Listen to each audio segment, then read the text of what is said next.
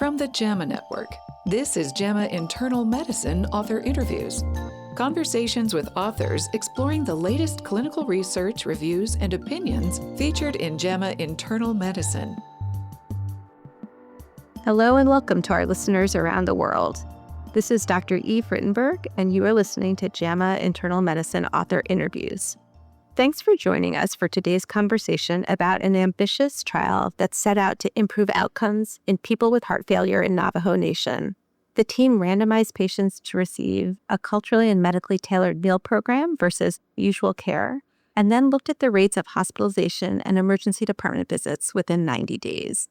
So every time I reread the study, I learn more about the complexities of designing a food intervention in the context of nutrition insecurity, historical inequities, and rural long-distance locations, along with drawing on community assets, Indigenous systems of knowledge, traditional foods, and I'm just blown away by what they accomplished. So we're joined today by Dr. Lauren Eberly, the first author of this study, and by Dr. Kurt Hager, who wrote a commentary that draws out some of the key takeaways from the study, puts it in the broader context of the food is medicine movement. And you can find a link to both these articles in this episode's description. Dr. Eberly is an assistant professor of medicine at University of Pennsylvania and a cardiologist for the Indian Health Service at Gallup Indian Medical Center. Welcome, Dr. Eberly. Thank you so much for having me. It's great to be here with you all. And Dr. Hager is an assistant professor of medicine at the UMass Chan Medical School. Welcome, Dr. Hager. Thank you so much. It's great to be here. I will start by asking Dr. Eberly to set the scene for us. So what made you want to study culturally and medically tailored meals as an intervention to promote cardiovascular health? Yeah, so the inspiration and groundwork for the program and the study really began several years ago. So as part of an Indian Health Service QI initiative, we did a lot of community outreach in Navajo Nation. We had listening sessions, focus groups, and our goal was really to understand the biggest barriers for community members to achieve optimal health and to really ask community members, what do you need to be healthy? And what we overwhelmingly found was that access to healthy food or nutrition insecurity was really reported as a major barrier to health. And then what we heard over and over again was the strong desire to return to and reclaim traditional Indigenous foods to advance health. And I even remember one community member noting that traditional foods are our strength. So there's this incredible momentum and excitement among Native communities to reclaim traditional pre-contact foods to improve health. And then in Western science, we know diet plays really an important role in heart failure outcomes. There's more and more evidence nowadays that direct dietary support, such as medically tailored meals, can improve heart outcomes and quality of life. So with that in mind, in partnership with community members, we designed MUTTON HF, or medically utilized tailored traditional foods to optimize nutrition and heart failure. It was really an incredibly complex intervention you designed. I wonder if you have a story or an example about how what you did was influenced or different than what you might have expected based on the community input and participation.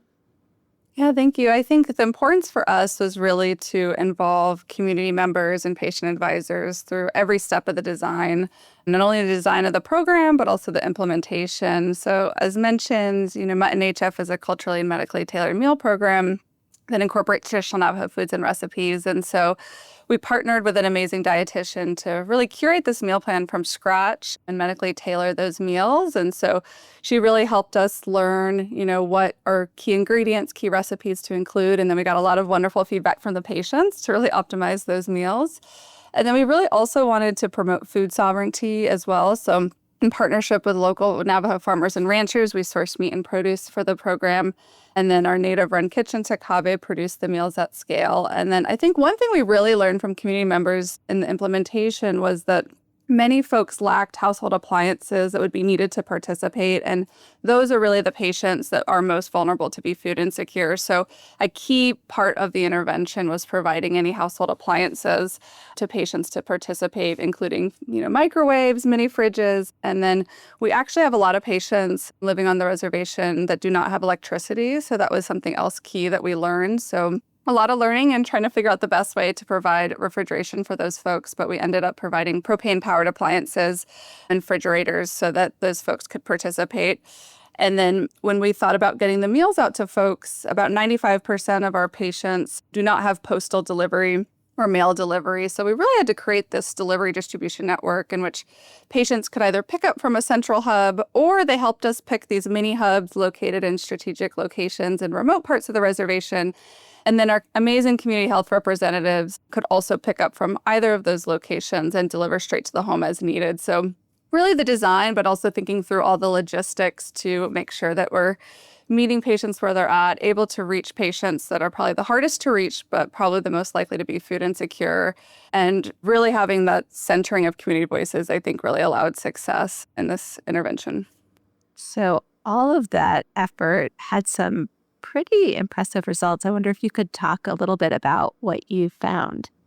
Yeah, so we found that intervention had really tremendous efficacy, and our primary outcome of interest was the proportion of patients with all-cause hospitalizations or visits within 90 days. And what we found was that that was significantly lower for those in the intervention arm as compared to usual care, with a 28% reduction in the primary outcome. And this was really driven by a difference in all-cause hospitalizations, which was 52% lower in the intervention arm. We also saw heart failure or hospitalization specifically were lower, with about a 71% reduction for those in the meal intervention arm. And then lots of improvements and differences in key secondary outcomes. So just to highlight a few, reduced food insecurity in the intervention group, unsurprisingly, but also improved Kansas City cardiomyopathy questionnaire scores and subscores, which is our measure of disease-specific quality of life and symptoms in heart failure, reduced weight, reduced blood pressure, reduced financial strain, as well as improved renal function for those in the intervention arm as compared to usual care. So really multidimensional impact in several key clinical and patient-related outcomes. I'm going to turn now to Dr. Hager. Kurt, so Lauren was just talking about the incredible range of factors that were considered and influenced by the community engagement in the design and implementation. And you talk about that in your commentary as well. I'm wondering if you think there are lessons that can be drawn from this to the research community studying food as medicine interventions in other locations and other communities. Absolutely. And I want to give Lauren and her team a huge shout out for this study. I'm so impressed by this. I think this is a major contribution to the field, both from a clinical perspective, providing the highest quality evidence of how these medically tailored meal programs can really have a meaningful impact on health for patients with heart failure. And just to contextualize this, the effects that Lauren just described, these are larger reductions in heart failure specific hospitalizations than a recent randomized trial for GLP-1 agonists. So this is a huge effect. And I would just say if these same effects were for a new drug, that drug would likely be rapidly scaled in clinical care and become a covered benefit for insurance. So these are really meaningful impacts we're seeing in this study.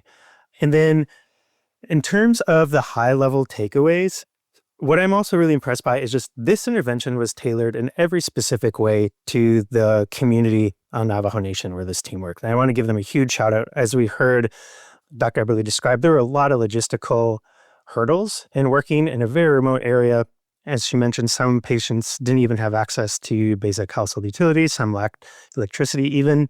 And they did an excellent job listening to the community and tailoring meals that truly, if you look at the supplement, which I appreciate, the meals look delicious in addition to being clearly very healthy. And I think that's so important, right? So this program was responsive to the context in every way. And I think in a way, that's the most generalizable takeaway from the study is that these meals have a direct nutritional pathway on improving health outcomes, but there's also so much tied up with food around culture and identity. And in order for these programs to be successful, they need to be offering foods that people enjoy eating, that are still healthy, of course. But I think that's such an important component of this. And I like that they stay in the article itself. They write core components such as locally sourcing meals, prioritizing culturally tailored recipes, establishing distribution networks, and leveraging community health worker partnerships are relevant across other cultural and geographic contexts. So I think that in a way, the specificity of the intervention is in a way what makes it kind of the generalizable takeaway. You know, another community might not replicate the exact same program, of course, they provided, but these high-level takeaways of how to engage community in designing these programs to ensure that they're most effective in improving health. I love that. Do either of you have a favorite dish or meal from this that you wanted to tell us about? There's so many, actually. I tried them all. We have a lot of fan favorites. I'd say what's interesting is our blue corn mush, which is a very traditional staple in Navajo diet, was one of the absolute favorites. And I think, what's been so wonderful is we've been finalizing some qualitative work to really understand the holistic impact on health, and the patients just sharing their stories about how a lot of these meals, connect them to ancestors, to culture, to the land, and how by fostering those cultural connections, we think that also plays into this tremendous benefit on holistic health that we're seeing. That's such an interesting point of all of the layers of meaning that food has, not just as a nutrition delivery device, but also for memory and culture and identity and pleasure. So really appreciate that. I wonder if either of you have thoughts about the next steps that you'd like to see in research or in policy that sort of grow out of this trial. Yeah, I just want to thank Kurt for his kind words. And I think he's an expert in this space. And I think what we hope is two big takeaways. First is that MUTTON is really a strength-based intervention. So I think this work really emphasizes the importance of community-engaged design and really highlights how leveraging protective assets of Native communities, or really any community, can help advance health. And then two, we really hope these results will help support advocacy efforts to make this a covered benefit for patients, given its impact on health. As Kurt so astutely said, if we were seeing this effectiveness data and drug trials, that would be profound, and this would immediately be pushing for coverage. And so we really hope this adds to the existing and growing evidence base of having payers, health systems really adopt these programs as integral parts of care delivery and health.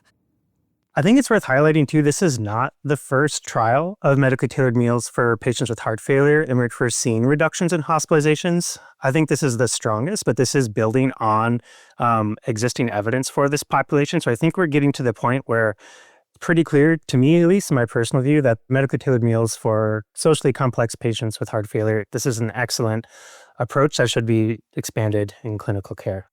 I would hope that after this trial is published, we see maybe more medical associations starting to think about this. The one question, though, that emerges when we talk about expanding access in clinical care and insurance coverage is how long these meals should be provided. So this study provided meals for a relatively short time at only about 8 weeks. And so that does raise the question, okay, well, what happens when these meals end? And for some people, these programs might catch them in an acute moment of a crisis and help stabilize them. For others, they're probably going to need them longer term to maintain health benefits. So I think that's a big question for the field that's not unique to this specific study, but this is something that we'll be working on in our own research as well moving forward, is just what happens when these programs end? Are there sustained benefits, or are patients really going to need to be connected to these longer to see these really impressive health gains continue? That's a really important point. Thank you so much.